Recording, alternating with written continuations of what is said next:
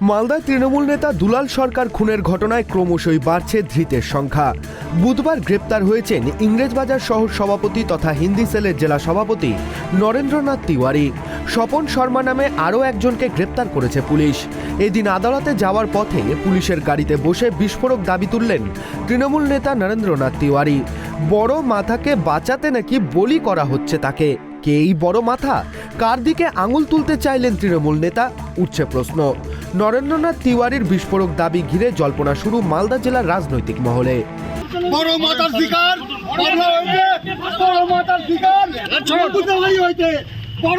বড় মাথা নন্দদা, আপনি কি চক্রান্তের শিকার? হ্যাঁ, চক্রান্তের শিকার আপনি? চক্রান্ত শিকার অবশ্যই।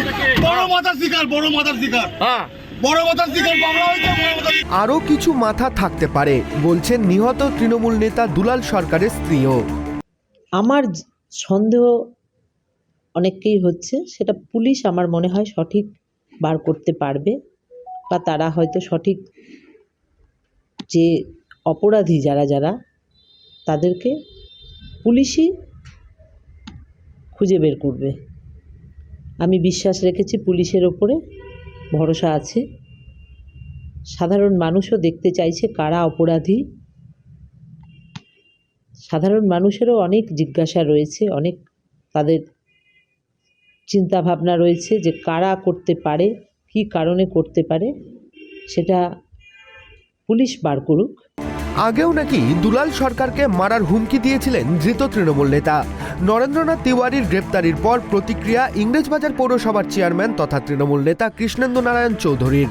বাবলা সরকারকে মারবো, কে বলতো? এটা নন্দ তিওয়ারি বলতো, অনেককে বলেছে, ফোন করে বলেছে, এমনিও বলেছে। তারপরে স্বপন শর্মা হচ্ছে একটা কন্ট্যাক্ট কিলার। সে ওই শৈলেন সরকার যে সিপিএমের নেতা ছিল তারই রাইট হ্যান্ড ছিল। অনেককে খুন করেছে, আমাকেও খুন করেছে, অনেকবার চেষ্টা করেছিল। একবার তো আমাকে বোম মারলো, আমি বেঁচে গেলাম, আমার বন্ধু মারা গেল। ওর বাড়ির সামনে নিতাই বলে একটা ছেলেকে মার্ডার করেছে, ওই কেসে কনভিক্টেড কলকাতায়, তাকে বেলে আছে, তারপরে এই ধরনের কাজ করছে। কোনো প্রভাবশালীকে বাঁচানোর জন্য ওকে ফাঁসিয়ে দেওয়া হচ্ছে। নিজে প্রভাবশালী আছে, নাহলে এত বড় খুন করতো? নন্দুর সঙ্গে বাবলার সঙ্গে সম্পর্কটা কি নিয়ে খারাপ? নিজের এলাকা দখল নিয়ে, নন্দু নিজের এলাকা দখল করে পার্টির নাম করে নিজের এলাকার কুকীর্তিগুলো করত।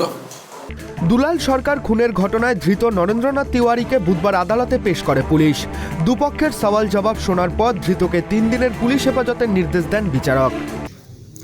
অ্যাকচুয়ালি গতকালকে নন্দু তিওয়ারি আর একজন নার্সিংহোমের মালিক দেখলাম, মিস্টার শর্মা, তাদেরকে অ্যারেস্ট করে পাঠানো হয়েছে এবং তাদেরকে বেশ কিছু সময় ধরে তাদেরকে অলরেডি ইন্টারোগেশন করা হয়েছিল কালকে থানাতে। বেশ কিছু ঘন্টা ইন্টারোগেশন করার পরই তাদের অ্যারেস্ট করা হয়েছে এবং এই অ্যারেস্টটা করা হয়েছে on the leading statement of the previous arrested accused person.